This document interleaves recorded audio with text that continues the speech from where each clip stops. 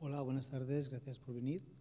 Bueno, esta tarde tenemos una sesión más de las actividades, de las conferencias que realiza la Cátedra de Estudios Artísticos, que como todos ustedes saben muy bien, está relacionada con 3 universidades de la comunidad: la Universidad Politécnica de Valencia, la Universidad de Valencia y la Universidad Miguel Hernández. Bueno, la verdad es que en el momento de hoy tenemos el placer y el honor de presentar a Suzanne Cotter, que es la directora del Museo Serralves de Oporto. Y la verdad es que, bueno, para nosotros es un placer muy importante, primero porque creemos que el Museo Serralves es un museo significativo, importante, en cuanto significa de la creación, el planteamiento de exposiciones, de proyectos, de ideas, que son altamente significativos en todo el continente europeo. La verdad es que es curioso el caso porque Oporto no es la capital del país, no es una ciudad extremadamente grande. En cambio, es curioso cómo es capaz de crear un centro, un museo realmente vivo, activo, que propone y plantea exposiciones, proyectos, ideas realmente interesantes, ¿no? Por otro lado, también porque, bueno, como ustedes saben, todavía tenemos aquí el proyecto, la exposición de Elena Almeida, que es un proyecto hecho en colaboración con ellos y que, bueno, nosotros estamos realmente muy contentos porque pensamos que la exposición realmente es muy importante y nos da la posibilidad de conocer a fondo el trabajo de un artista como Elena Almeida, que pensamos que es capital para entender el arte de los últimos años, no solamente en Portugal ni en la península ibérica, sino en toda Europa. Por lo tanto, nada más que darle la bienvenida a Suzanne Cotter, de que esté aquí en el IVAM nuevamente, darle las gracias a ustedes por su presencia y, bueno, y también a la cátedra, tanto a los 2 cátedros que la dirigen como a las universidades que la hacen posible, por su trabajo, su empeño y su colaboración para llevar adelante este tipo de conferencias que son tan importantes para nosotros. Hola, bona vesprada, benvingudes, benvinguts. Bé, volia dir-vos algunes paraules, sobretot de presentació de Suzanne Cotter, tot i que ell, el director de l'IVAM, s'ha avançat i aleshores algunes coses les que ella ha dit les tenia previstes, però bé, no hi ha cap problema al respecte, no? Dir-vos que, a més de ser directora, que és el seu treball actual, del Museu Serralves d'Art Contemporani de Porto, Suzanne Cotter abans havia treballat en altres llocs i en concret va dirigir un projecte important a Abu Dhabi, el Guggenheim Foundation Curator for the Guggenheim Abu Dhabi Project, no? És a dir, ha estat en contacte amb algunes parts, algunes regions del món àrab, no? També ha sigut comissària de la Bienal número 10 de Xarxa, ha tingut una experiència important al 2011, no?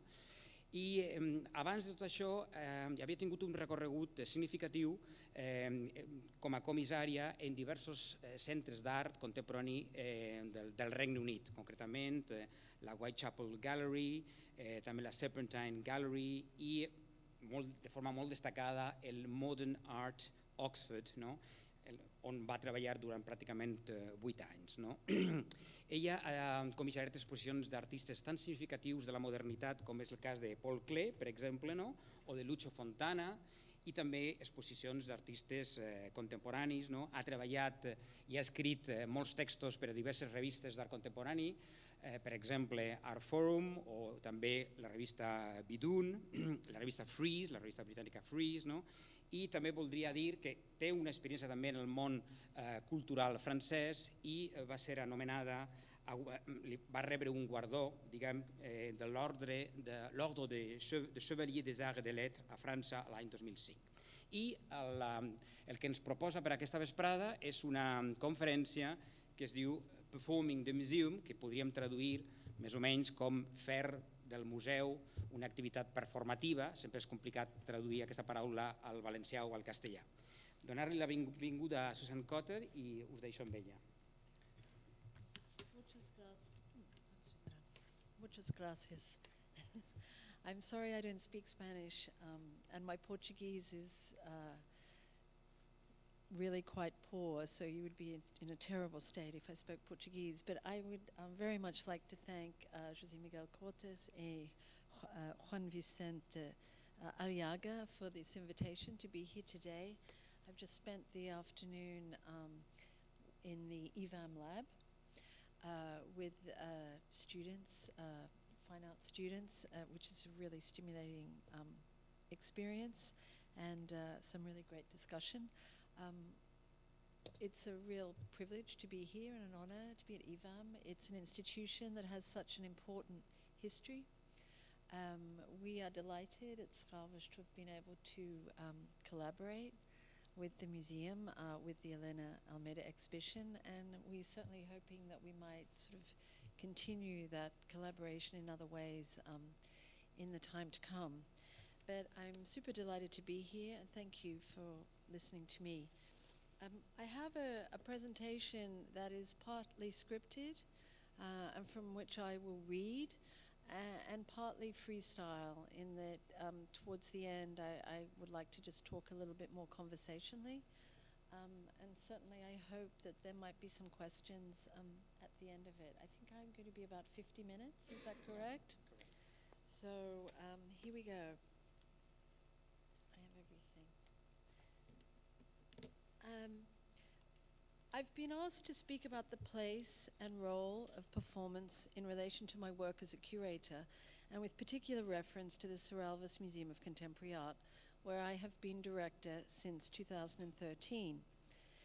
This invitation to speak this evening has the added benefit of reflection for me, a reflection upon the idea of performing, not only in relation to artists and dancers and musicians and others who create or produce work that has a live and performative dimension, but in terms of performing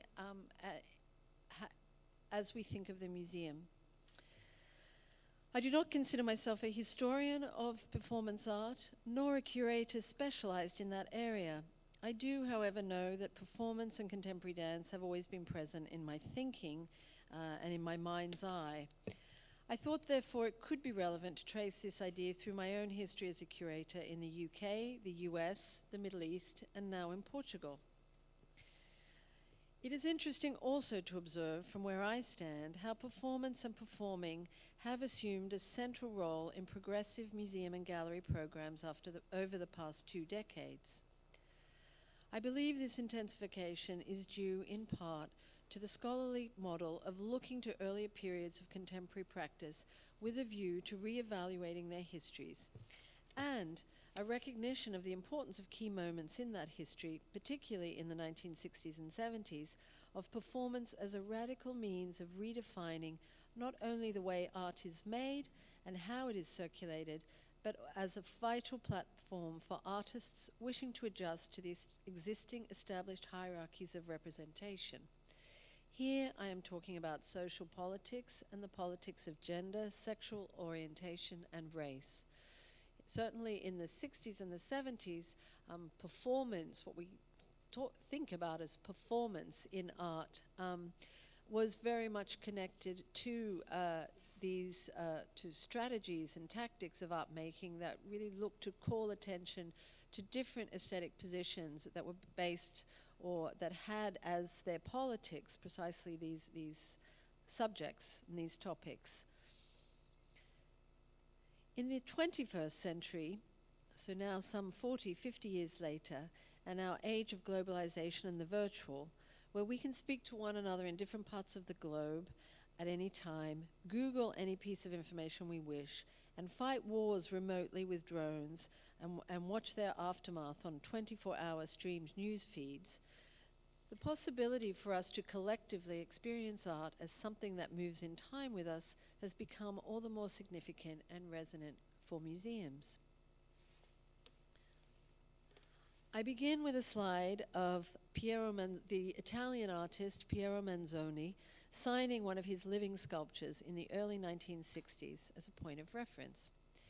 In the 1990s, when I began working at the Serpentine Gallery in London, Manzoni himself was a figure of reference for the generation of artists who established their names in London, and in particular, perhaps one of the biggest admirers being Damien Hirst.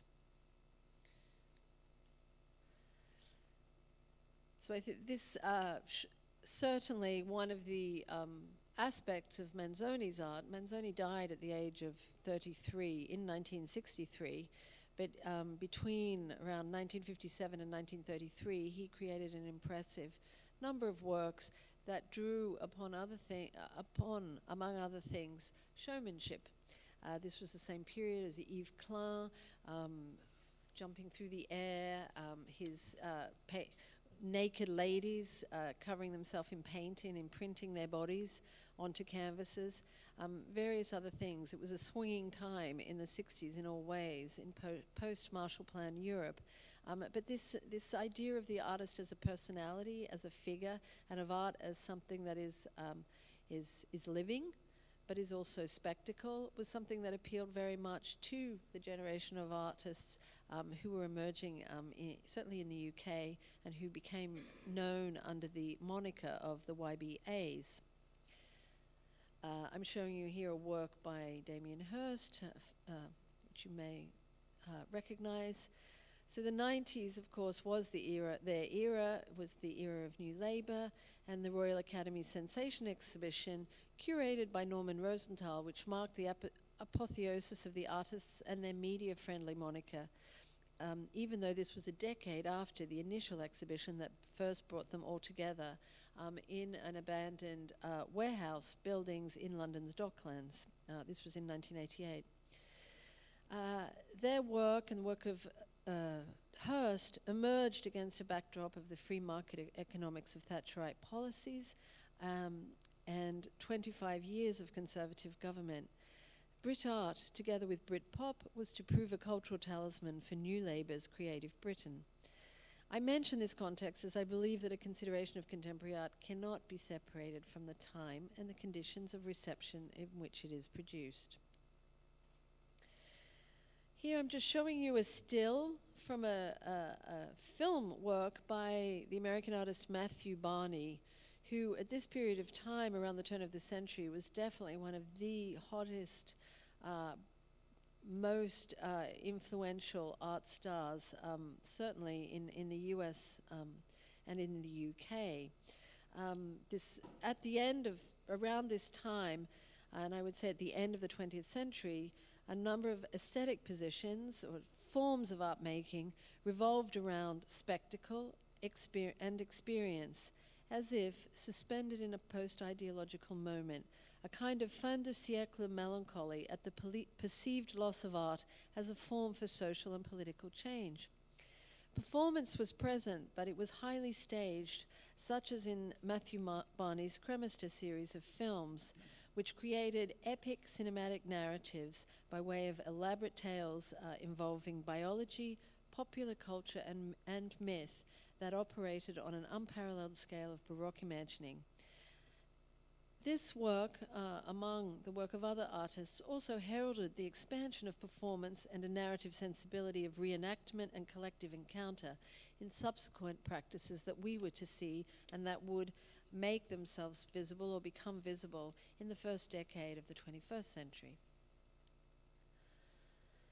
I'm showing you here now a slide, a couple of views of a project produced in 2001 by the British artist Michael Landy called Breakdown. Michael actually participated in the very first exhibition of frieze curated by Damien Hirst in 1988. Here in 2001, this was an interesting counterpoint, but he was a young artist with huge success, having exhibitions all around the world, driving a Saab 900. He chose to destroy all of his possessions as a kind of public ritual.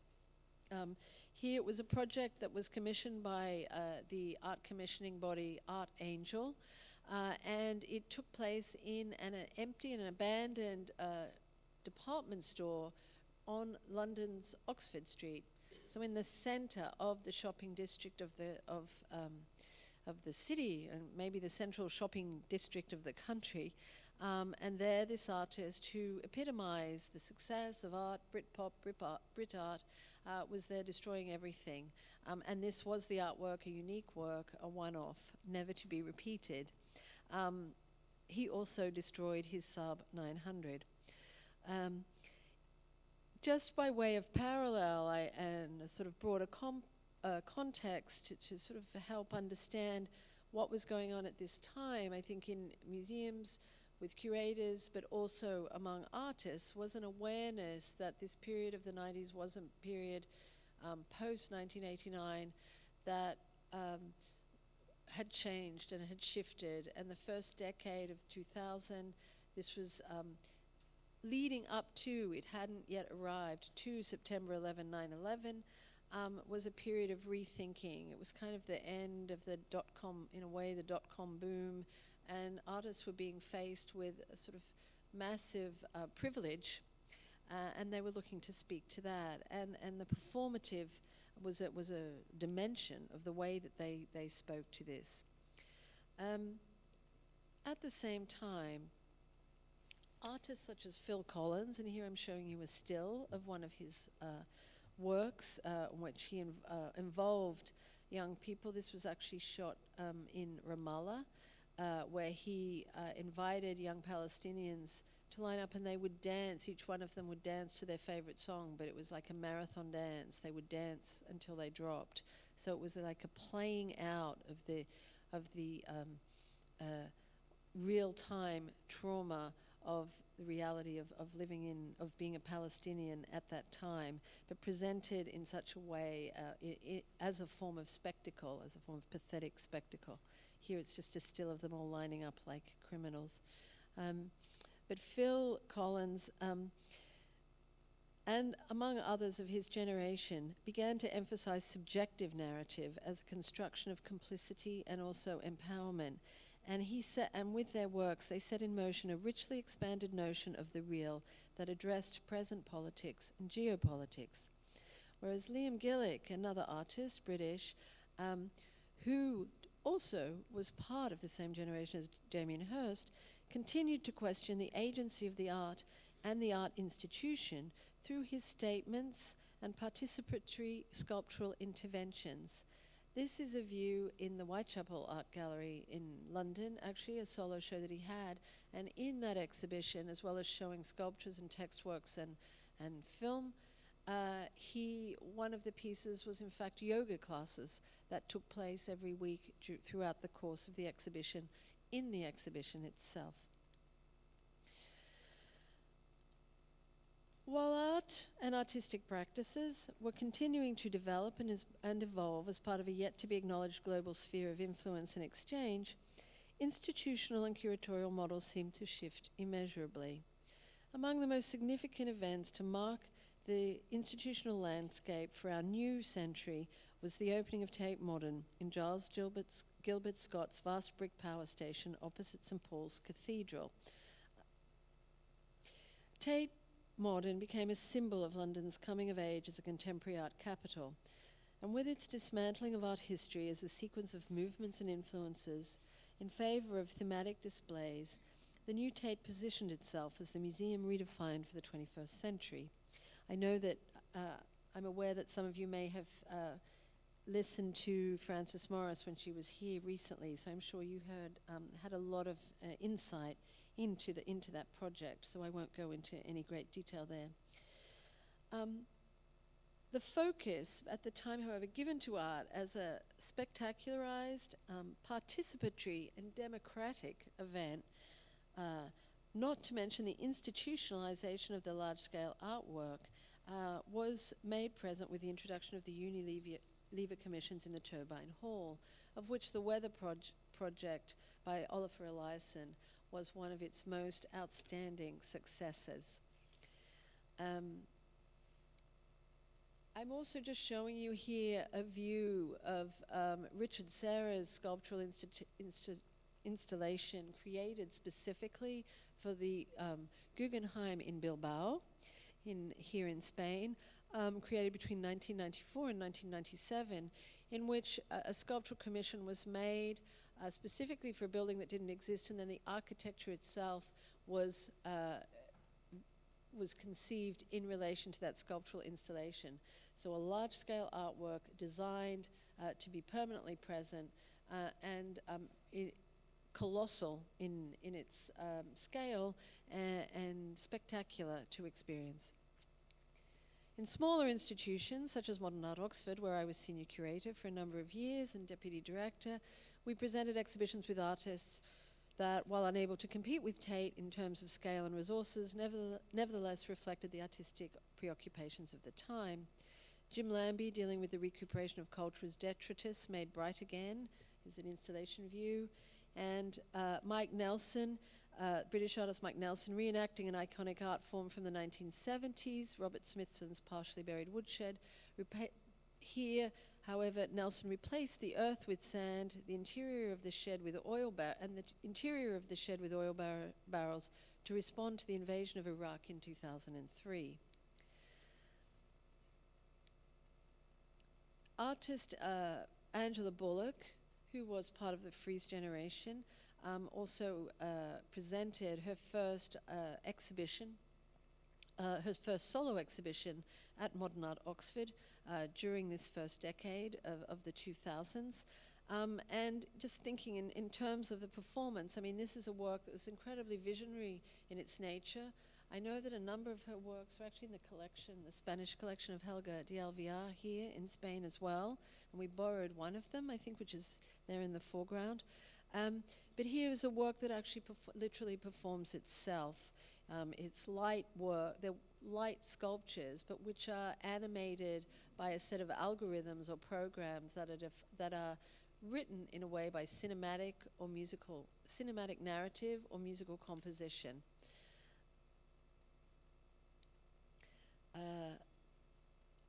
The idea of an artist performing their own history was also brought home to me strongly while working both with Daniel Buren. Here, a view of his exhibition in 2005, I think, but a sort of interesting contemporary retake on an exhibition he'd had previously in the same institution in 2003, when he was working with his much more simple language of the striped canvas painted on the edge. And also here with Yanis Kounelis, who, in response to our desire to offer some kind of retrospective glimpse on his work and in relation to this new work that was produced, created a theatre of artworks from his now emblematic period of Arti Povera. The new century also announced for me and for my peers and colleagues and artists a swathe of new biennials in all corners of the globe, and an indicator of a new biennial culture that developed in tandem with new networks of capital, from Johannesburg to Seoul to Shanghai. Museum programs look to reflect a more deeply engaged awareness with post-colonial discourse and a post-colonial, now globalized world. Working in Europe with artists from this broader field too brought new fields of artistic practice. Here I'm just showing you a view of an installation view of the work of Fiona Tan, who is of a generation of artists who began to gain more visibility at this time, and notably through a number of important biennials and Documenta as well around this time. But here too we began, in Oxford there was a history that dated back to the 1980s when David Elliott was the director, of actually presenting exhibitions that looked beyond the canon, the sort of established canons of the Western European and American art world, as one of the first sort of surveys of contemporary Indian art from India, was actually shown in Oxford in the 1980s. One of the first surveys of Eastern European constructivism was actually shown at Modern Art Oxford also in the 80s with David. So when I was there and with my then director, we really looked to also engage with that history but try to understand it in relation to the contemporary moment that we were living in, obviously our contemporary publics.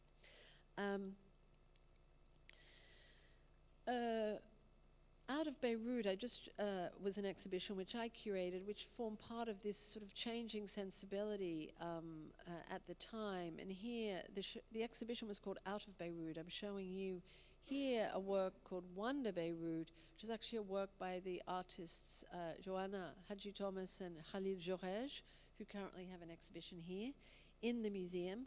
And they were among the artists who I invited to be part of a group exhibition which really looked at the generation from Lebanon coming out of the post-war, the post-Civil War era, so at the end of the 90s.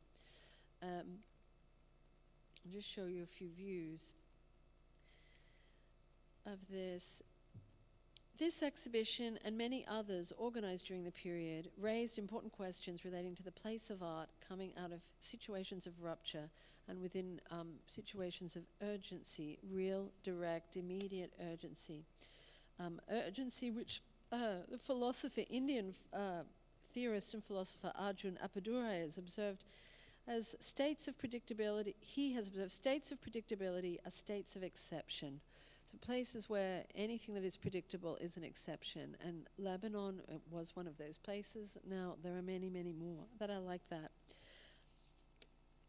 Performance played an important role in these new forms of practice that we, myself and others, were able to witness traveling to some of these places and also traveling to the different exhibitions that were beginning to flourish in different parts of the world.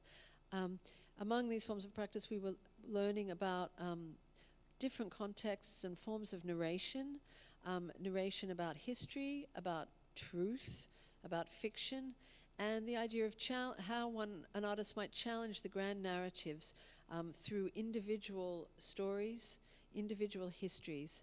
And a lot of these narratives took the form of performance, performance such as we see here with Rabia Moué, but also in the sense of performing the archive. So we began to see more and more strongly, I think through the 90s, but particularly in the first decade of the 2000s, a prevalence for what we can think of as the archive, the document, the collection of documents, photography being the document par excellence for the archive, but many different other forms of archives as well, kind of cultural archives, an archive of tradition, an archive of traditional forms. So we began to see a sort of excavation of them. Here I'm showing you actually a work or a view of a work called Common Task by the Polish artist Paweł Althammer, because there too in what was formerly Eastern Europe, the archive became extremely important as artists looked to excavate their own histories and to rewrite certain narratives of those histories beyond the established narratives that were about the Cold War, communism and the rest. Here I'm showing you a view of, as I said, the Common Task, which is a project by Paweł Althammer and a project which I actually curated for Modern Art Oxford. And this is a project which is ongoing, and it's one of a number of projects developed by Paweł, who's an extraordinary sculptor, an extraordinary visual artist, but who pretty much since he graduated from the Fine Arts Academy in Warsaw has worked with different social and participatory models for his art. Why? His belief, it's partly to do with his training. He was actually received a form of training which was theorized by an architect called Oscar Hansen, called the Open Form. And there was a very particular studio that really taught sculpture, but it crossed all media, that carried on from the 60s all the way through to the 90s. It still exists. One of Hansen's proteges, who's a visual artist, Gregor Kowalski, actually ran it. He may be retiring now, but it produced some of the most influential artists coming out of Poland during that period, particularly in the 90s, of whom Paweł was one of them. But this idea of performance is something that really is part of a proposal for a new social model. Is extremely important.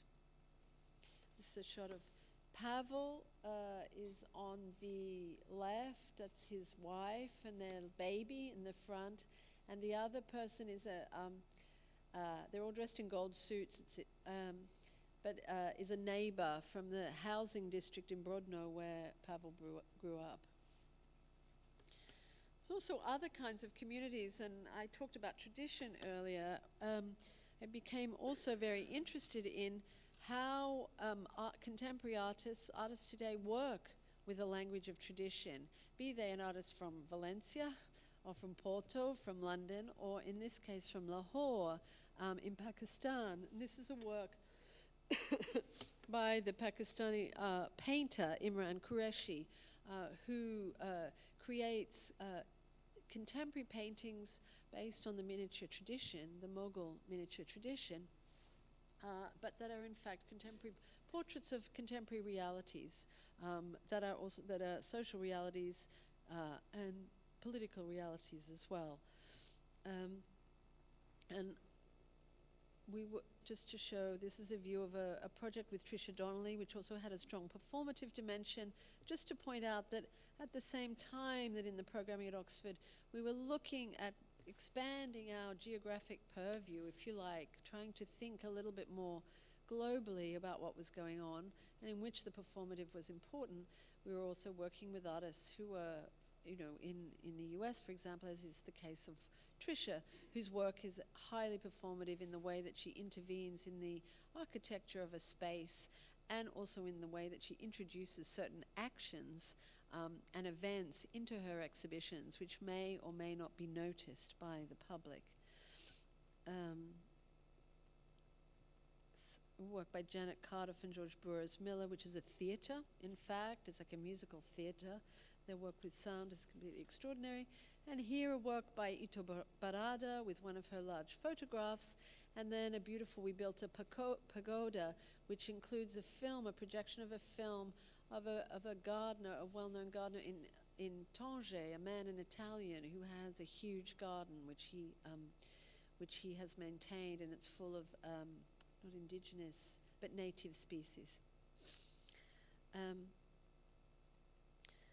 These are just some of these shots just to really talk about this idea of the archive and the participatory model. Here a large-scale sculpture by Monika Sosnowska that was actually the work presented in the Polish Pavilion in the Venice Biennial in 2009, here shown in Monika's solo exhibition at the Schaulager in Basel subsequently, but where Monika takes, in fact, the language of modernist architecture and uses that as a sculptural language for making her works, but as a way to excavate and rethink the language of modernism as part of an ideological and a social aspirational promise that was perhaps not fulfilled, and also as an artist living in a post-communist country, in a post-communist situation, what happens to that history after it is over. I'm just going to go through. Now, just to come to Sharjah.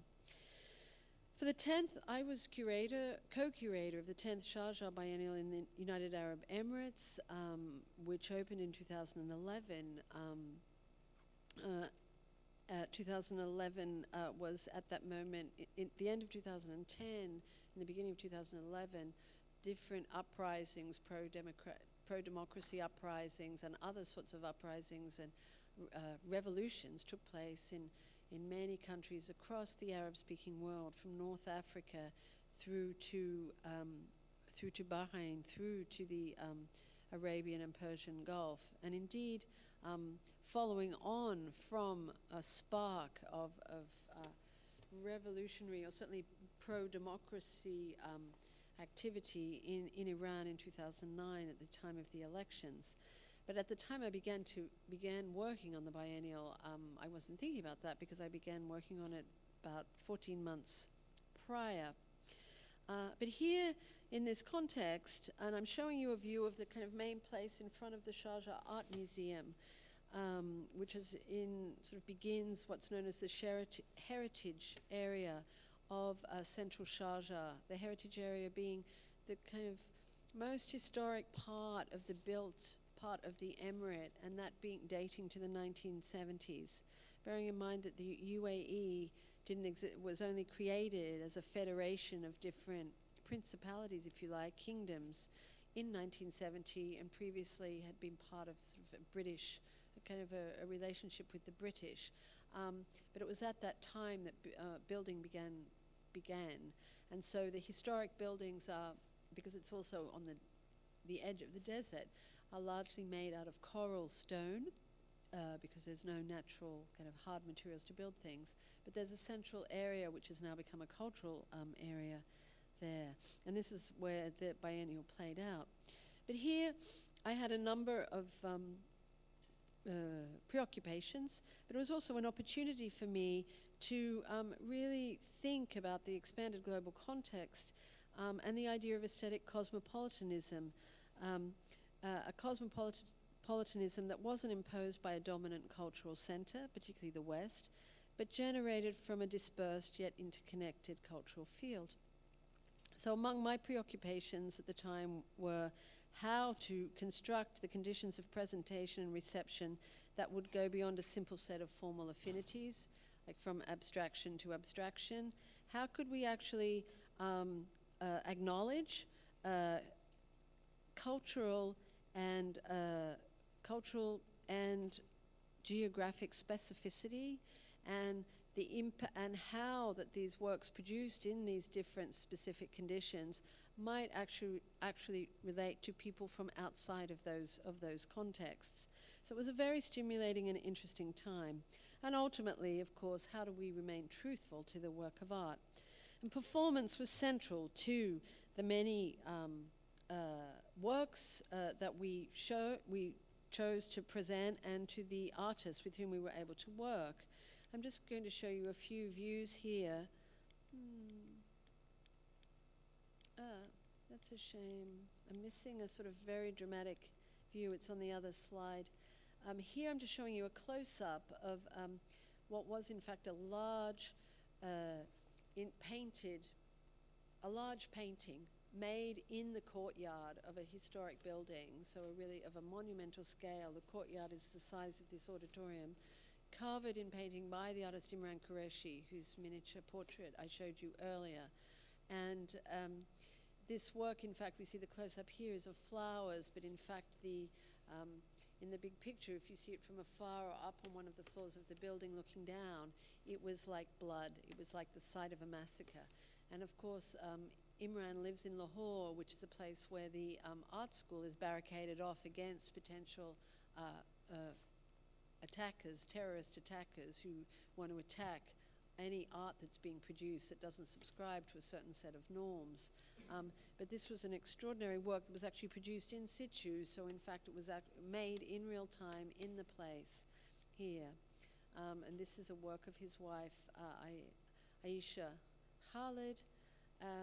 Here, Ebtizam Abdulaziz, an artist, woman from the Emirates, who made a sort of extraordinary set of works, which were photographs documenting a performance that she made, both herself and working with a dancer, totally covered in black, so they become like a non-body, a non-figure, contained within or attempting to navigate physically through this circular form, which is like the letter O. It's like a language.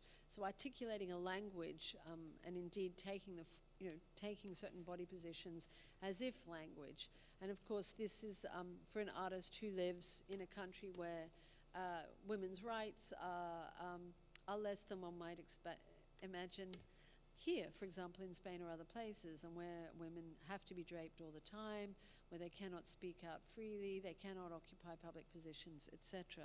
So a very moving, very powerful work by the Palestinian artist Jumana Aboud, which was actually a film of a performance that was made that narrates a history and a story that is set in Jerusalem.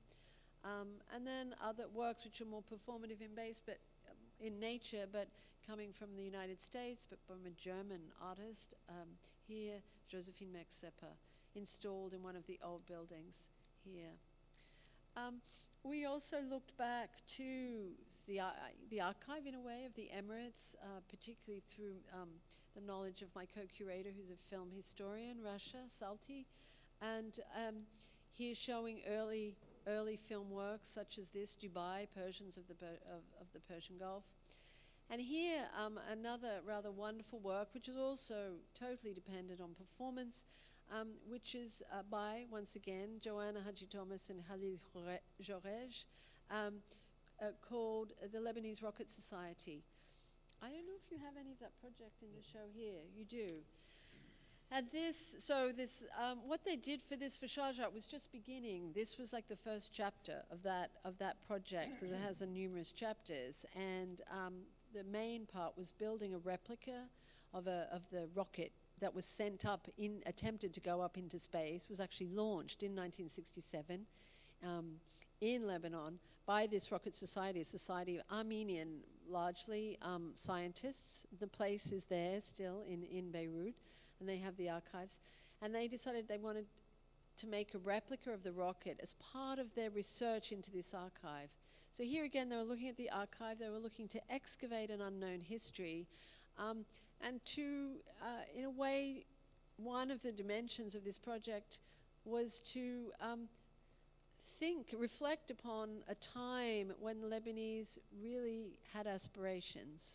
So it was quite a melancholic project in many ways, but sort of also rather celebratory and jubilant as well when you see the films and the work that they did.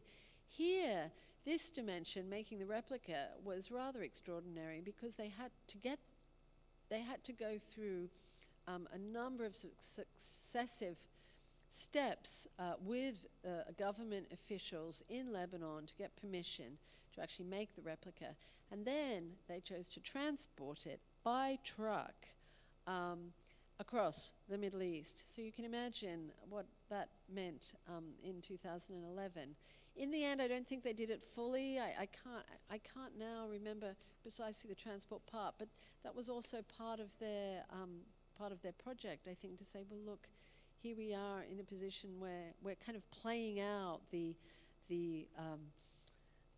kind of parody of what life is in the Middle East and in the Islamic world and in the Arab world, but also this is part of what was a jubilant history.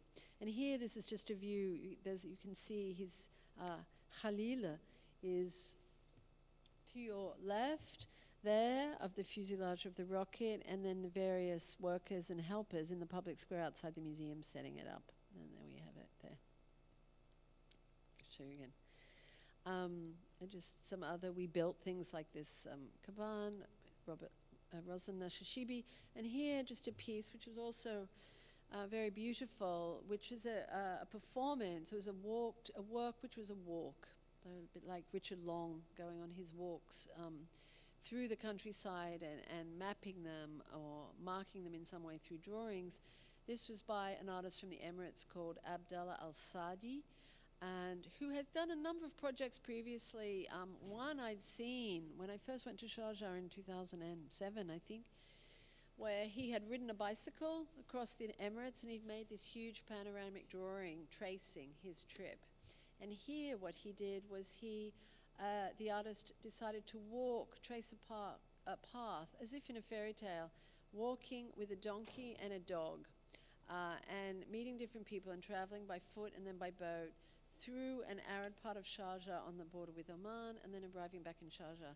And then the actual artwork was a document of that project, and here you see these drawings, these very beautiful drawings. There's a huge set of them of the different places, kind of mapping of his process. And here, Anna Bogigian, Armenian Egyptian artist, whose paintings document her travels through the world. And so in a way, her art is a kind of an ongoing performative process of her daily life and of her real life.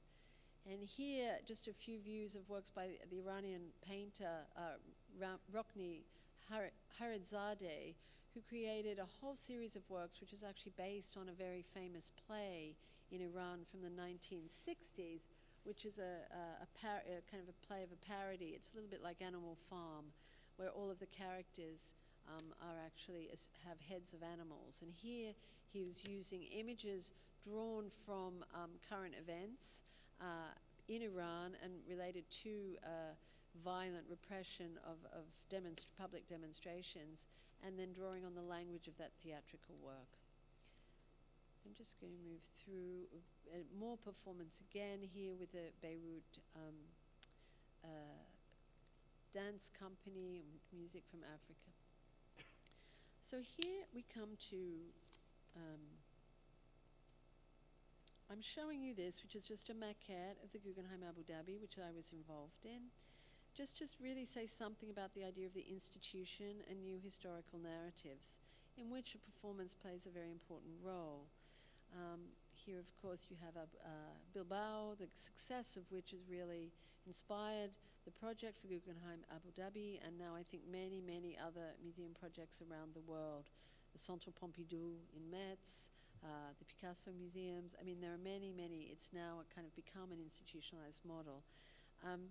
But within them and within some of these museums, in particular projects such as Abu Dhabi, but also now with the M+ in Hong Kong, and indeed, if we look at the work of Tate as well, the museum as an institution has sort of achieved a transformation in an effort to address a world of globalized proximity, both in the way it collects and also in the way that it shows its art and the types of exhibitions that it chooses to organize and present. And I think it's very interesting to look at what you're doing here at IVAM, even the program at the moment.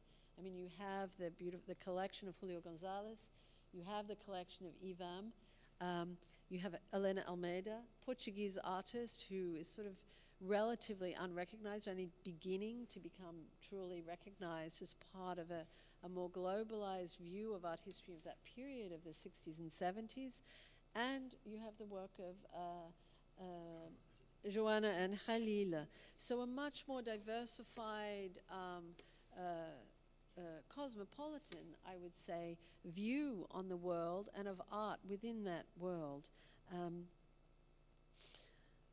The museum, I would say, is seen as a symbol of advanced cultural values. At least we would like to think that.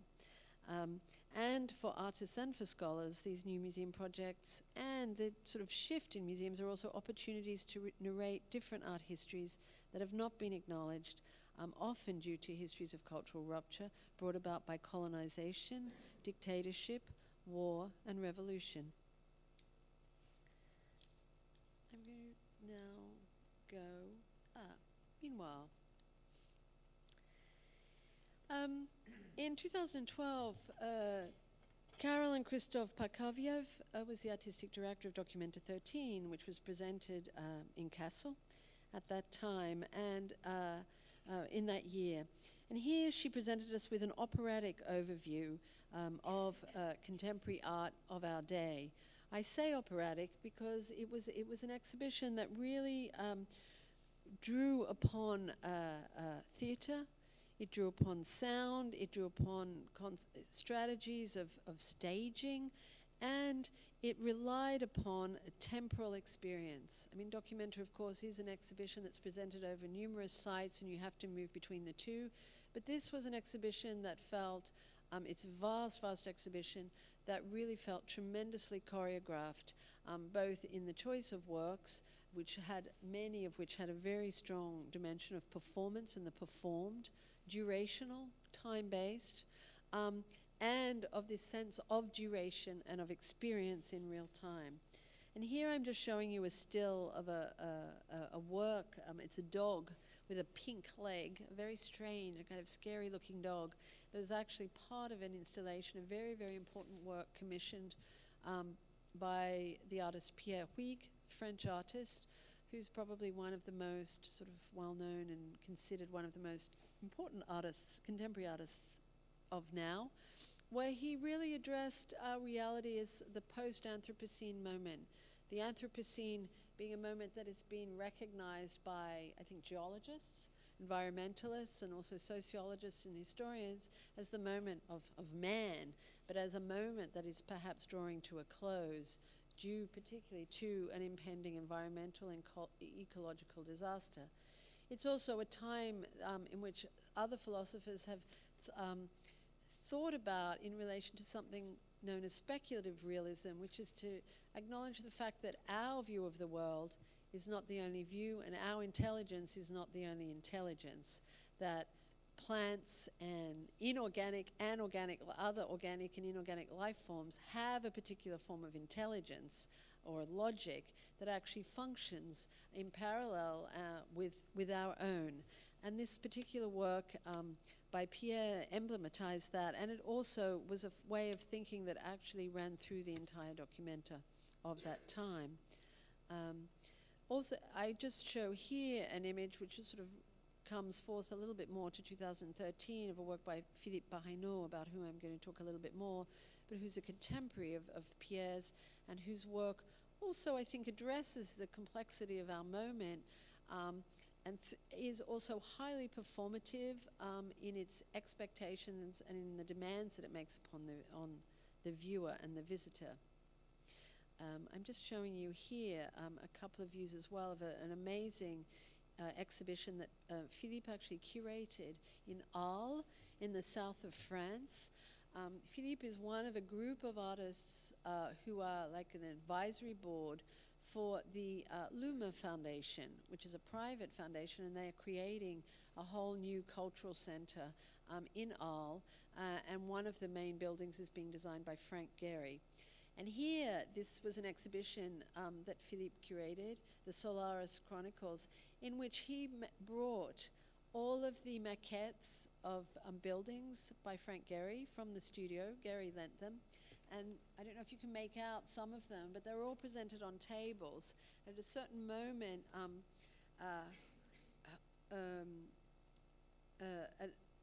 his name, I was going to say Huang Yongping, but it's not. It's the famous Chinese artist who works with fireworks and lights everything up.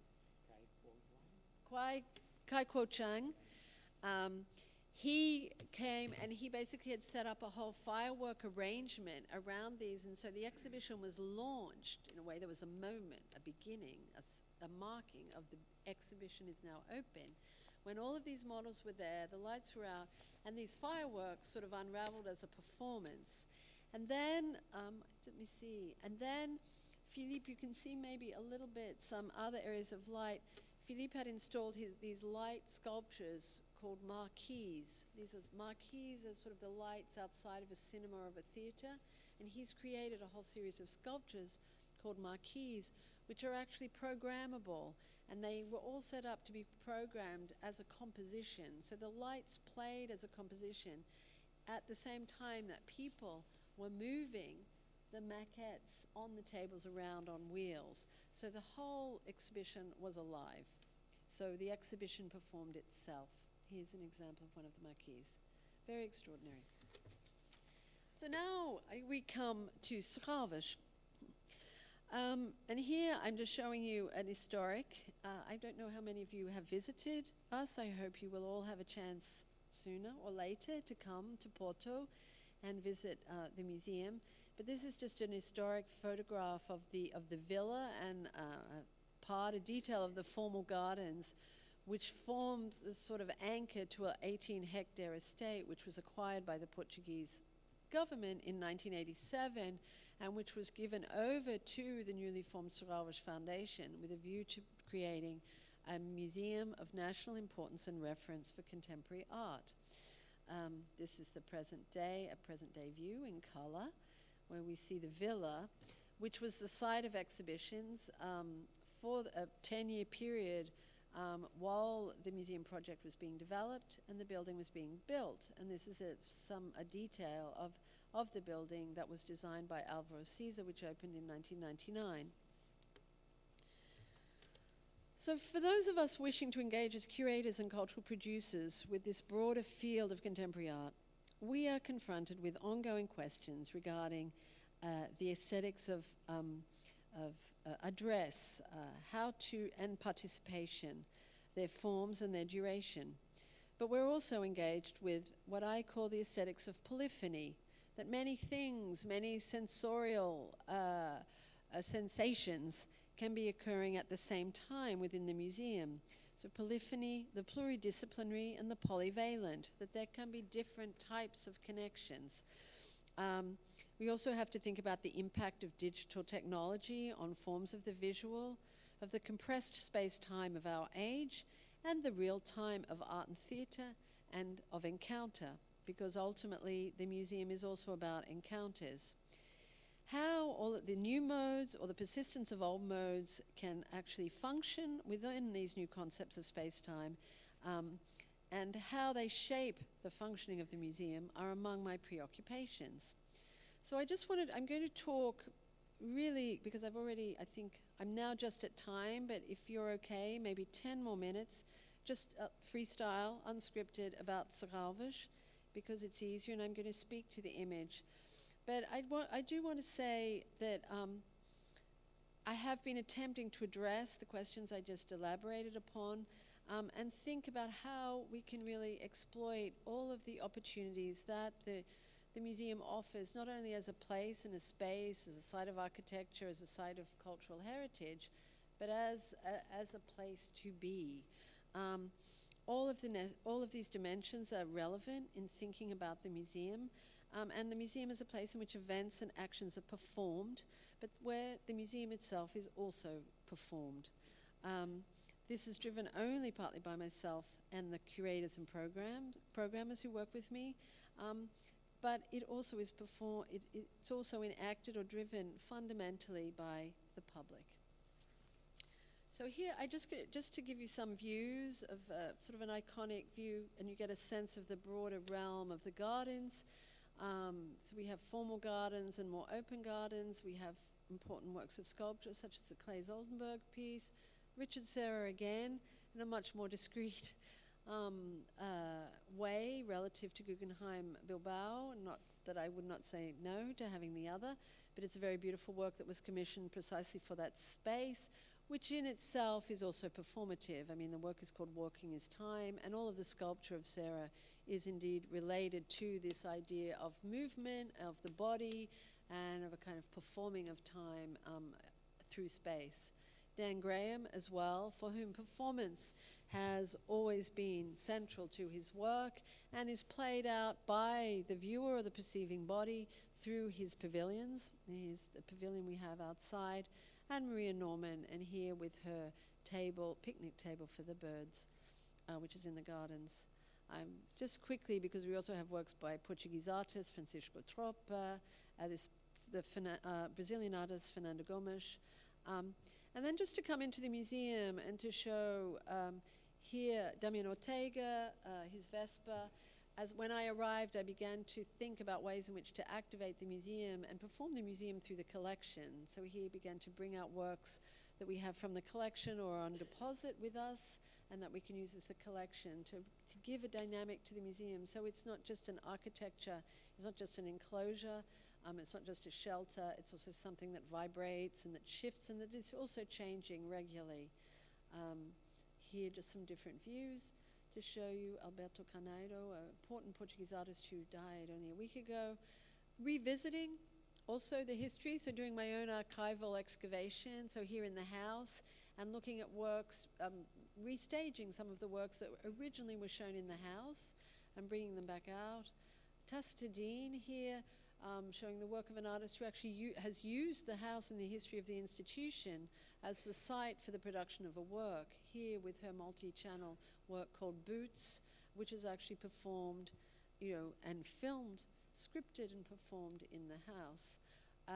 Here, a work which we were able to acquire in 2013 by Akram Zaatari, which was presented in our new collections displays in 2014, which is a sort of wonderful work, and it calls upon the language of cinema and architecture. And then here, being able to present our works in terms of new works by Leonor Antunes, where all of these works relate to the body in some way or other, and a work by Franz West with an older piece from the collection, which is one of his portable sculptures, a Pashtuk. And then recognizing increasingly that in the work of contemporary artists, performance plays a very prominent role. So here, a work which we also were able to acquire at a very good moment by an Argentinian artist who lives in London, Amalia Pica. This incredible piece, which is about the language, obviously, if you see, but it's also about the language of graphic representation and language of abstraction. But the work, while it's presented, all of the pieces are presented, but the work does not exist until it is performed. And here, sort of bringing out, trying to activate the museum, in a way performing the museum through the placement of works, and this with a sculptural piece by Charlotte Posenensk outside, speaking to Caesar's architecture, Jan Vo's We the People, or Nairi Bagramian. And so here you have a contour of the auditorium of the museum in the background. And this is a temporary commission from Nairi. And then Serralves itself has a very long and esteemed history of performance art, of contemporary dance, of music that date back to its opening in 1999.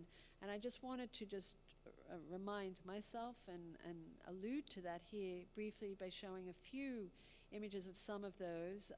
Here also the role of performance for contemporary artists. So Francisco Troppa here performing a work on the stage of the auditorium in the museum.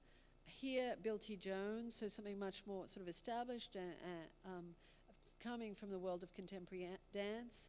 And then artists, a choreographer like Jérôme Bell, who crosses over between different forms, between the visual arts and choreography in creating his work. Also presented here on the stage at Serralves. These are just a few more views. And then within the museum itself, this was as a part of a project initiated by João Fernandes with our performance team, Cristina Grande and Pedro Rocha. And here where we have a work by Tricia Brown, which is actually being presented in one of the galleries of the museum. It was in 2011. And then in the gardens here. I mean, we're very fortunate to have such a large space and to be able to really work with this. And of course, it requires resources. It requires a lot of canny thinking, but it also creates very special experiences for the public. And once again, to be able to think of the entire complex of the museum, of the park, of the house, as a place that in fact can be linked through the work of different artists. Here we have Trajel Harrell and Sarad Zay performing a work. Trajel, in fact, is an American artist based in Athens, but he's a choreographer, and Sarad Zay is a visual artist based in the US, and she represented the US at the Venice Biennial a number of years ago, performing in our library space. That's a Tobias Rehberger light sculpture hanging above. Here, Isabel Schad. This is a more classic piece, music, just to show you. Rabia Mouet, who I had worked with in Oxford when I came, we invited him again to come back and perform. And The Pixelated Revolution, which is a performance piece which is all about the Syrian war. Marcelo Evelyn, who's from Sao Paulo, who performed with us on numerous occasions, both on stage here and also within the spaces of the museum. And this work, Leo Rodrigues, who is an artist who is actually based in Rio and who has a dance company that's based in the favelas. And she came and produced an extraordinary work in the museum galleries at the time of our annual event called Serralves im Festa, which is a weekend when the museum and the park and everything is open for free for 40 hours. This year it will be 50 hours. And we have numerous events, but many, many of them are performance. And then I have been increasingly encouraging my curators and other artists and collaborators to really think about the museum that's working, that really is that cross-disciplinary, pluridisciplinary space. So here we have a work, I'm really sorry, I can't remember the name of the artist and I've lost the label there, but that it's about looking at the local news. It's actually performed where people read the news out loud, sitting in the space of the entry to the museum galleries, and we have the sculpture by Monika Sosnowska in the background. Alexandra Baksetich, who is a very, very important choreographer, and in 2014 she presented a 5-hour choreographic piece in one of the museum galleries, the stages of staging. And what happened here was visitors could move through the galleries. It was actually our new collection displays. And then in the last gallery, it was this performance that was going on. So people could come in, sit down, watch, they could go, they could stay the full 5 hours, they could stay for 10 minutes. It was a way of making the museum alive, an extraordinary work as well. And that, another thing, I was pretty active. I'm surprised at how active I was in the first few years. I was at Serralves, but we invited the American artist Theaster Gates, who's from Chicago, to come. I actually invited him to just come and spend some time in Serralves, and he came to visit. I said, I want a conversation. I don't want to offer you an exhibition, because the nature of his work is very broad. He's involved in major architectural projects, community projects. It's a very broad practice. But he said, what I'd like to do is come and just be on retreat, because as an artist, and he teaches, he has a chair position in the Faculty of Architecture of the University of Chicago. He's called upon from all over the world to do things. He said, I never have time to think. It would be amazing to come and to be able to do that. And I'd like to bring the musicians I often collaborate with to come with me, the Black Monks of Mississippi. So we said, okay. So they came for 2 weeks, and what they did was they worked. We set them up a space in the museum, the large space where you saw the performance earlier. That became like one space. They had a space in the house. They would work in different places, rehearsing, improvising. They're musicians that come from different domains, but they come together and do perform together. Here, they're just coming through. They did a performance in the gardens, in the tennis court one day. But each day, they would do there would be a public moment, and we would just say, Theaster Gates and the Black Monks will be present today in the museum. And so a visitor to the museum coming to see the exhibitions would come upon something that was going on, which they would be singing, they would be performing, they would be playing instruments, they would be responding to the works that were in front of them.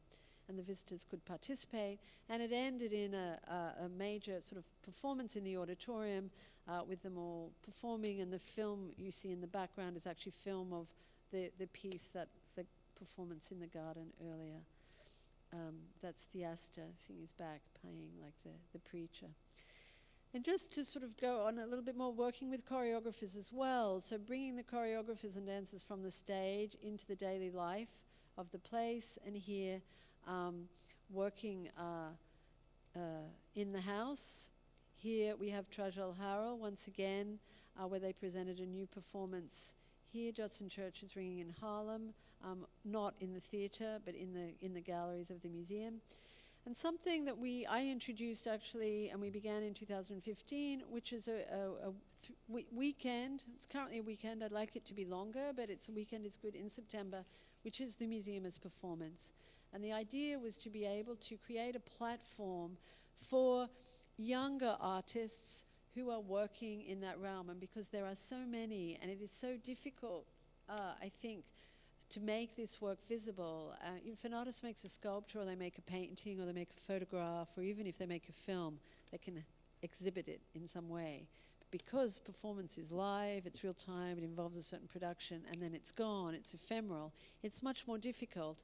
And so wanting to connect with what I felt was part of the DNA of Serralves and something that we could really exploit even further, we introduced this idea of the museum as performance, which is both looking at practices in Portugal, but also internationally. So just a couple of quick views of this for you. Alex Giacchetti, 2 different works in the spaces of the museum here in the park. Isabel Carvalho, in the space of the museum. Maria Hasabi, doing a solo performance. Similarly, just some of the public. So this is a thing where people come. The idea, too, is people come to the museum as if they're coming to see an exhibit, but they're participating. They go across, during their time, they can go and experience a number of different performance-based events. Nunovetta, this rather spectacular piece, which was building up a huge sculpture, and then this Anastasia going in and completely destroying it. It was sort of like Pollock. It was like Pollock on speed or something. And then our second edition was last year. We just Callie Spooner, which was an opera piece in the atrium of the museum. This was a piece for stage, piece out in the garden, Mellow Callaghan. So here the architecture as well is sort of performed. And then here work by Adam Linder, which is different, not part of museum as performance, because we continue to work with choreographers who we believe are at the cutting edge. Here's some views of dancers from the Michael Clark Company. I Actually, I'm the editor and author of a book on a monograph on Michael Clarke, who's a very important choreographer from Britain, a very, very defining dancer and choreographer. And here I invited him. Michael has done some things in galleries, and I invited him to Serralves, also for a kind of retreat where he could develop he could develop work for a new piece of choreography that he subsequently presented at the Barbican. And here he brought two of his dancers, and here we see some views of them performing. And of course he wanted to work with the house as part of the set, if you like, for this particular work. And they had a period of closed-door sessions. They also did a number of master classes with different dance schools from Porto and Lisbon. And we did, over a weekend, a series of brief presentations of the work to members of the public. So it was extremely beautiful, as I hope you can tell. And then just finally here, just to kind of come back to, the museum and performing the museum performance, of course, we continue to work with visual artists and sculptors and people who make things and objects. But a strand of the program is very much focused or aimed at artists for whom architecture is part of their language and their formal language. And here I'm showing you a work by Monika Sosnowska with an intervention into the Central Gallery of the museum. Amazing work. It's called Whole. So you can imagine, so the idea that the rubble from the ceiling is sort of down on the floor. But of course, it's a completely false ceiling. These are other works from her market series, which are based on crumpled market stands from a now disused market that was very important during the communist period in Warsaw. And this incredible staircase, crumpled staircase, which was installed, the only object sitting within one of the main galleries. And then here, just jumping forward to 2016, an example of another type of programming we're doing with the work of Liam Gillick. Here I invited this artist who has 25 years of work to actually do an exhibition in time across 4 different moments in the museum using particular galleries. I actually gave him more of a carte blanche, but he stuck on. So they were 4 different moments that drew on a kind of a history of his work, some realized and unrealized projects that involved sound, in this case a piano piece that played sound, had black snow, architectural projects. Those architectural projects redefined, so it was like an overlay or a palimpsest of different projects over time.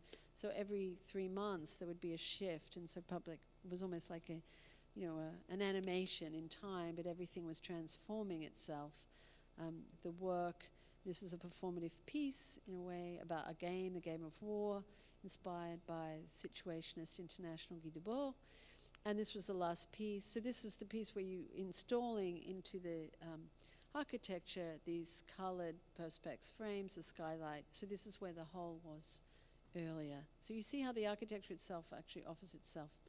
And then the very last exhibition I want to share with you, which is the one which is just coming to its end now, which is with Philippe Parrenaud, French artist, who I mentioned earlier.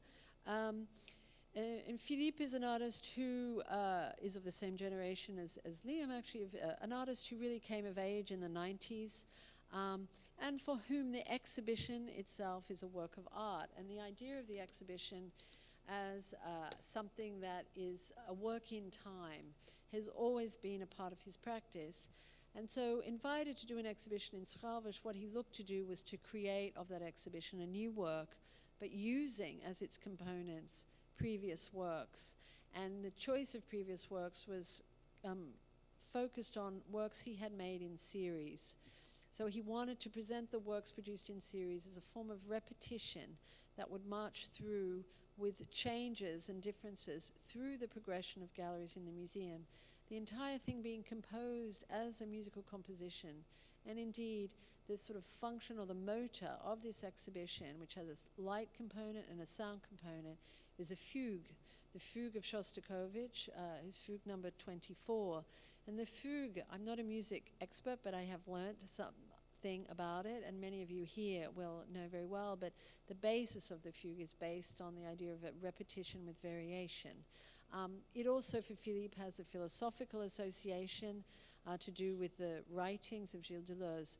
So there are a number of different layers, but on the face of it, this is really about working with the progression of the galleries, so the logic of the museum, which functions as a progression.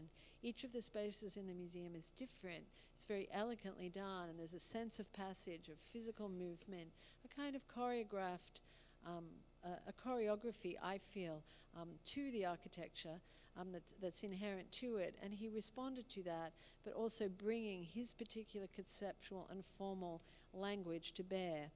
And here just some views with his speech bubbles and his fire-up helium-filled sculptures. They're sculptures, molded, sculptured, helium-filled balloons in the shape of speech bubbles and black drawings.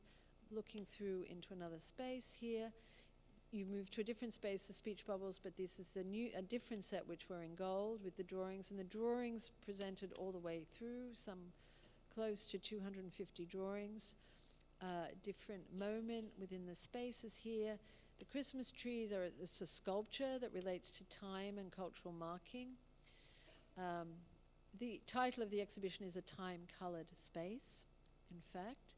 Here, this is a very dynamic room which comprises these are cast aluminium and bronze sculptures made from cast Christmas trees and then the cast decorations. The curved wall actually circles and moves around. The circular canopy above is a development of a work that was previously a stage and has a relationship to Merce Cunningham. And then the blinds and the curtains shift up and down in time. So the whole thing is like a choreographed piece that's moving in real time. So it's performing. And just going downstairs, different views. And you see in this gallery, you've seen on a number of slides now, and then he also used the view outside, where he planted a real Christmas tree outside, the lighting of which is also matched to the programmed lighting of the rest of the space. Now, all of this program, as I said, is run by this piano that you'll see on your right, a Disclavier piano that actually is run by an algorithm that is learning this Shostakovich piece as it was played by the pianist you see on your left, Mikhail Rudy, who's a concert pianist, who was here launching the exhibition, and afterwards Mikhail and the piano went, but what we have is the other piano continuing to learn the piece as an algorithm. And that piece, so it's in the auditorium, so you go into the auditorium, that piece makes function or varies the intensity of this animation, which is the animation of a digital signal. And the digital signal is the digital signal of the algorithm, which is indeed driving everything else that is going on in the museum. So Philippe called it the brain of the exhibition. So it's this other kind of intelligence, but crucially, it's what it is too. It's about the museum becoming a kind of automaton, the museum and the exhibition beginning to define itself and continually redefining itself as it learns this piece of music, as it interprets this piece of music. So every moment of every experience of the exhibition is different from every other one, and not just because we are different on a different day or we are different people, but because there are real physical and sensorial differences that are going on. So I think this is kind of part of the future. So we began by talking about the idea of performance and performing of the museum, but I think we sort of understanding that for people now, younger people, many of you in this room, but people who are younger than you as well, their sense and their expectation of art is changing dramatically. And in the museum, we want to be able to try to, we want to be prepared for that. We want to anticipate it, and it's important that we're brave and that we're bold, and we work with the artists who are really speaking the language of our time and also the language of the future. It was a little bit long. I'm sorry, but thank you very much for listening, and thank you.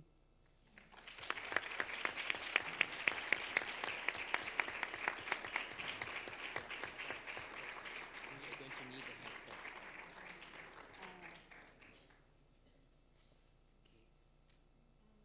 Do I have a headset? Las auriculares.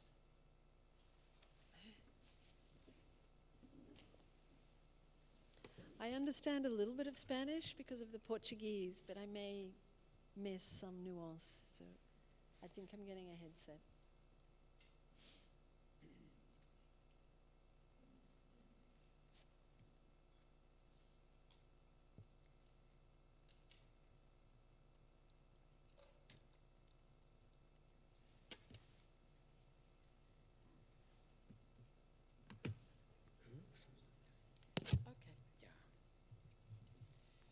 Bueno, pues vamos a dar paso a un turno de intervenciones o de preguntas o cualquier comentario que creáis oportuno realizar.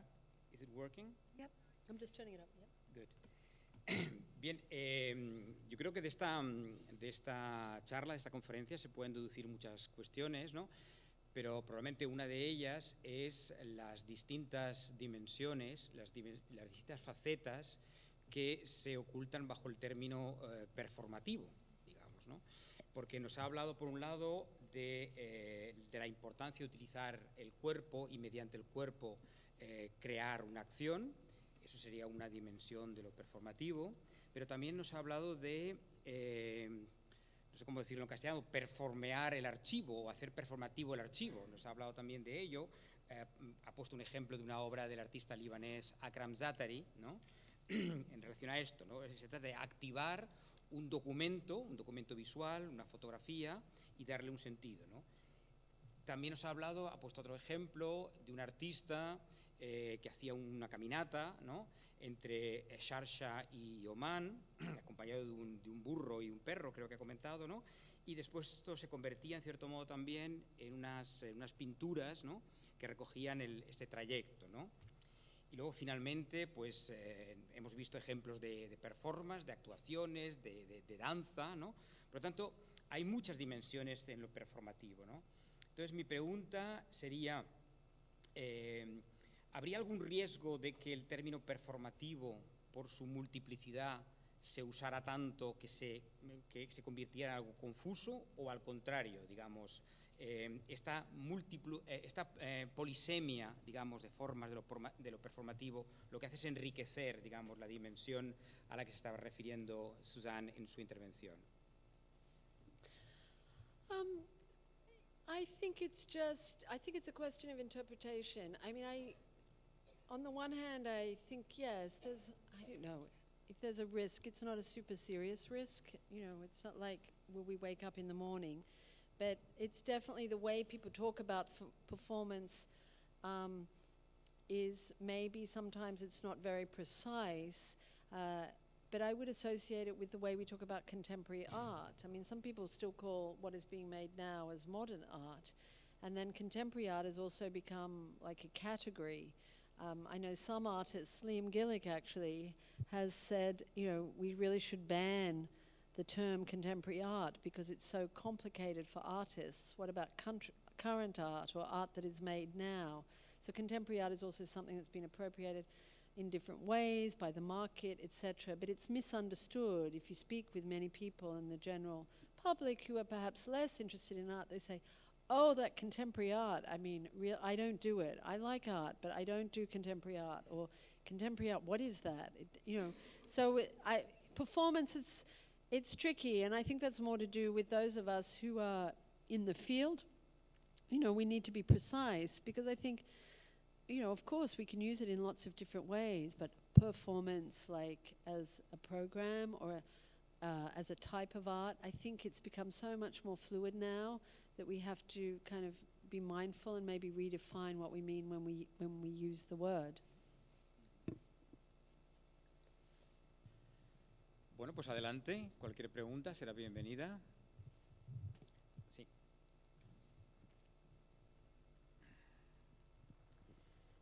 A mí creo que me ha llamado la atención que el principio de la conferencia habla de performance, pero en realidad eran objetos, ¿no? Era casi todo objeto. Y luego cuando empieza a aparecer el cuerpo, también me llama la atención que siento como una ausencia de cuerpo. Sí que el cuerpo aparece, hay varias representaciones de performance, de danza, pero quizá un cuerpo muy aséptico y muy condicionado también por el objeto que lo envuelve. No sé si... Yeah, I think so. I mean, mostly some of the images are very highly aestheticized, but yeah, no, it's an interesting observation. I think early on what I was doing a little bit of digging for myself and looking back at some of those earlier exhibitions and artworks that I was involved with and how they related to this idea of performing or the performed. So I was thinking perhaps more conceptually about it, which is why you don't see so many bodies or the body is absent, but the body is implied, right? But later on, as you say, I mean, in some cases it's a very stylized body, and I think we have, in some cases, with different artists who are working with their own bodies or with the bodies of others, I think there are different modes. I think for some, like Maria Hasabi, they really do use their own bodies in a very, very sculptural way. So it is very aestheticized and kind of almost, it's not dehumanized, but it's object-like, the body as an object. Whereas I think in others, in other situations, artists are using, working with the body in a much more corporeal way, like Marcelo Ivlin or Trajal Harrell. It depends, but your observation is, I think, it's spot on. I don't think I was, I'm not attempting to give an absolute definition of what any of it should be. I think it's more trying to trace the ways in which the kind of the performed and the performing have really become that much stronger and present in contemporary art in general. And certainly for me, where in my situation, because of the history of the place, because of the physical nature of the place, because of what I believe we can do, there are a number of different factors that inform that. Does that answer the question? Thank you very much. I'd like to thank the translator too for doing such a fantastic job. It's very good. Bueno, pues tal vez haya tiempo para alguna pregunta más. Adelante.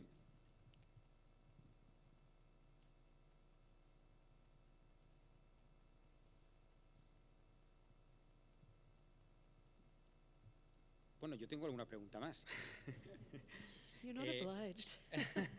I have another question, okay? Right. Es en relación a, porque has mencionado en alguna ocasión a Caroline Christoph Bakargiev y la edición de la documenta 13 de 2012, ¿no? Entonces, me ha parecido entender que por los elementos que comentabas, ¿no? Para ti supone un paradigma, digamos, del arte un poco por el que tú te orientas o en el que tú te sientes cómoda. Bueno, no quiero decir que sea un modelo exclusivo, ni mucho menos, ¿no? Quizá por la dimensión coreográfica también, que también has descrito que estaba presente en esta edición de la documenta 13. ¿Es eso? ¿Sería esto? ¿Lo he entendido bien? Yeah, I mean, it was something, I don't know if it was a paradigm, it's a model. Because there were aspects of that documentary I felt quite critical about, but it is true that the dimensions that I really appreciated and that stayed with me were those that I felt they felt incredibly well choreographed. So for example, there was a beautiful, beautiful piece in the old train station, the Hauptbahnhof in Kassel, which is a piece by Janet Cardiff, a Canadian artist, who tells these stories with this very particular kind of recording, which is a recording so that when you wear the speakers, you're hearing it in both ears, like very realistically. And it's basically a journey, and you would pick up the speakers, and then this voice would start telling you where you had to go, as if you were looking for something, and you were wandering around the train station, and at a certain point, you're completely lost in this world. You looked up and you saw all these other people you recognized as visiting documenta who were all doing the same, and we were all caught. It was like we were in this extraordinary ballet, but this was happening around other people who were still using the train station. And it was very, very beautiful. And then there are a number of moments where it just worked incredibly well. I think it's, it's a subjective thing as well. I mean, I'm a professional, but I'm also a person, like everybody else. And I know that I'm subjectively very, very responsive to this idea of the physical, of the choreographed, of the idea of space. And increasingly, as I've developed in my career, and I've had the privilege of actually being the director of an institution, where I can walk through those spaces and think, what shall we do now? Not just come as a visitor, but as someone where I'm there all the time and thinking about it. I have a really different sense, but I definitely respond to sort of I'm very conscious of the fact that we are corporeal beings. So when, Merleau-Ponty wrote about this, however many decades ago, experiencing art isn't just about the visual.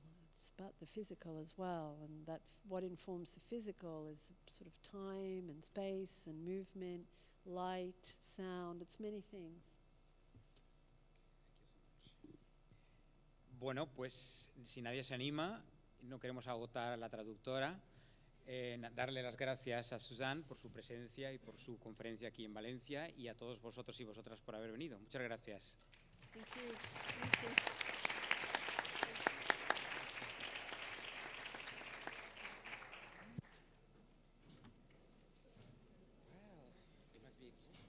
I'm a little bit.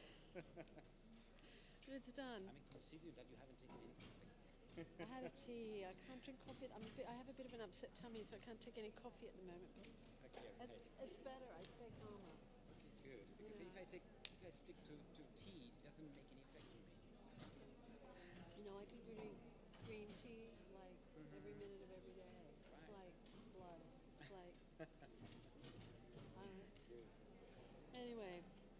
I hope that was okay. Yes, of course it was. Absolutely. Very good. It's nice. Very nice public. People seem very So interested. we have some students. Some of my students came. Yeah. Oh, good. Good. You have some galleries as well. I mean, Jose Miguel is talking to a couple of Valencian gallerists and people I don't know anything about. Some people from the museum as well. So it's kind of a varied audience.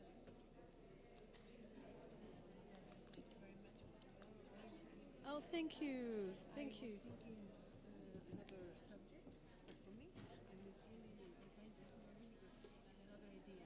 Yeah. For me, Yeah. always say, for me, I see the video of Yeah. maybe it happened there, and I realize performances, the objects with the context, Is it different? It's my. now for me, after this conference, all the exhibitions are performing. Yes, in some way or other. Yeah. Space and the object. Absolutely. Very interesting. Oh, I'm glad. Again, the conference. Uh-huh. I study fine arts. Okay. I am a cultural manager. Oh, okay. I'm more in Oh, well. management. Well, we need you. And I was saying, what you say, you are in Sharjah. Yeah. Because I'm thinking to ask you for going to Emirates. Ah. I have been already living 3 years, 30 years ago in Saudi Arabia, so I know Ah, what is. you know. I was a hostess, but it's different. Oh, wow. Than living all the time there. Yeah. I'm thinking, do you think for management is okay, or is only they need really curators or everything? No, management is an area actually where they do, because things are developing and they don't necessarily have a lot of inbuilt expertise, so they need people who with I like experience. very much Valencia, and I am, Maybe you just go to do a visit. Yeah. I went from NCAT organization. Oh yeah, I've heard of it. University. Yeah. And I went just there, but it was Fallas here. And Fallas is a very nice Yeah. moment. Yeah.